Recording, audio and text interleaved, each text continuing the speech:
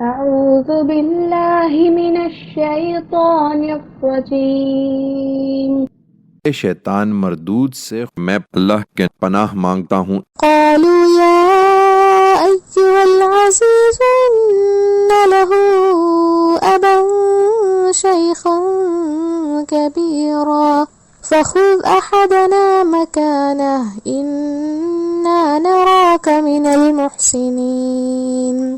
انہوں نے کہا، اے عزیز، اس کا ایک بہت بوڑھا باپ ہے، سو اس کی جگہ آپ ہم میں سے کسی کو رکھ لیجئے، ہم دیکھ رہے ہیں کہ آپ بڑے نیک نفس انسان ہیں۔ قال معاذ الله أن نأخذ إلا من وجدنا متاعنا عنده إنا إذا لظالمون۔